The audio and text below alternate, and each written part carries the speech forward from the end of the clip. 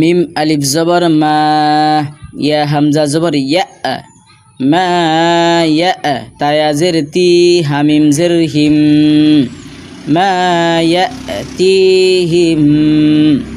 এই যেখানে দেখেন মিমের উপরে দেখেন এক জবর, তারপরে দেখেন খালি আলিফ। এক জবরওয়ালা হরফের পরে খালি আলিফ আসলে এক জবরওয়ালা হরফকে এক আলিফ লম্বা করে পড়বেন। মা ইয়াতিহিম, দেখেন তার নিচে এক জের, তারপর দেখেন ইয়া সাকিন। এক জেরওয়ালা হরফের পরে ইয়া সাকিন হইলে এক জেরওয়ালা হরফকে এক আলিফ লম্বা করে পড়বেন। এখানে দেখেন তার নিচে এক জের হয়েছে, তারপর ইয়া সাকিন আসছে, আমরা তাটাকে এক আলিফ লম্বা করে পড়ব। তায়া জের তি, মা ইয়াতিহিম, হামিম জের হিম।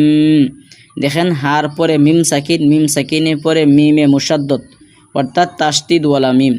মিম সাকিনের পরে তাসদিদওয়ালা মিম আসলে আপনি মিম সাকিনটাকে তাসদিদওয়ালা মিমের সাথে ইদগাম করে দিয়ে গুন্নার সহিত পড়বেন। মা ইয়াতিহিম,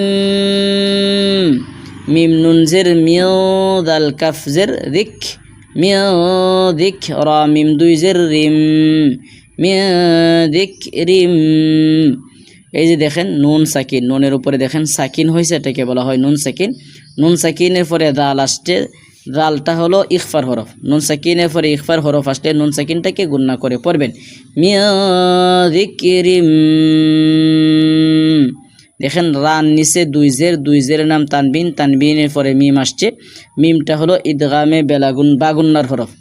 তানবিনের পরে ইদগামে বাগুন্নার হরফ আসলে তানবিনটাকে ইদগামে বাগুন্নার হরফের সাথে মিলাইয়া গুন্নার সহিত পড়বেন।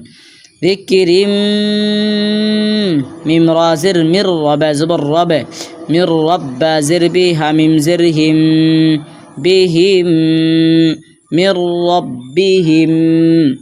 এই যে দেখেন নুন সাকিন, নুন সাকিনের পরে রা আসছে, নুন সাকিনের পরে রা আসলে নুন সাকিনটাকে রার সাথে ইদগাম করে দিবেন। মির মির, এখন যদি আপনি পড়েন মিন রব্বি হবে না, মির রব্বিহিম। এই যে দেখেন মিম সাকিনের পরে মিমে মুশাদ্দদ আসছে, মিম সাকিনের পরে মিমে মুশাদ্দদ আসলে মিম সাকিনটাকে মিমে মুশাদ্দদের সাথে ইদগাম করে দিবেন, গুন্নার সহিত পড়বেন। মির রব্বিহিম, মিম হা পেশ মুহ, দাল জবর দা, মুহদা, সা দুই জের সিন, মুহদাসিন, হামজা লাম জের ইল, লাম সিন জবর লাস, ইল্লাস, তা জবর তা, মিম জবর মা, তামা, ইল্লাস্তামা, আইন ওয়াও পেশ উ, ইল্লাস্তামাউ, হা পেশ হু, ইল্লাস্তামাউহু। দেখেন আইনের উপরে এক পেশ, তারপরে দেখেন ওয়াও সাকিন। এক পেশওয়ালা হরফের পরে ওয়াও সাকিন আসলে আপনি এক পেশওয়ালা হরফটাকে এক আলিফ লম্বা করে পড়বেন। আইনের উপরে এক পেশ হয়েছে, তারপর ওয়াও সাকিন আসছে, আমরা আইনটাকে এক আলিফ লম্বা করে পড়ব। আইন ওয়াও পেশ উ, হা পেশ হু, উহু, ইল্লাস্তামাউহু। আসুন আমরা পরবর্তী আয়াতে যাচ্ছি। ওয়াও জবর ওয়া, হামিম পেশ হুম, ওয়া হুম, ওয়াও জবর ওয়া, হামিম পেশ হুম, ওয়া হুম।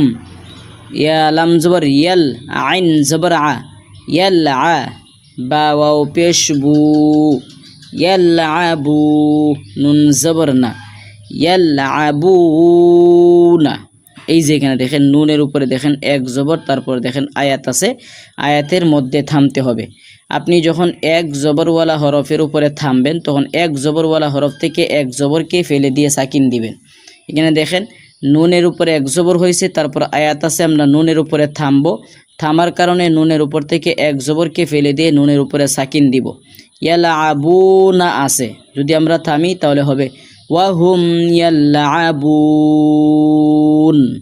নুনটা সাকিন হবে, তিন আলিফ লম্বা হবে, কায়দা হবে মদ্দে আরিস। মদ্দে আরিস কাকে বলে?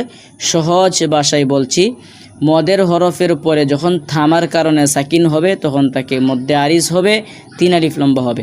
ওয়াহুম ইয়ালআবুন।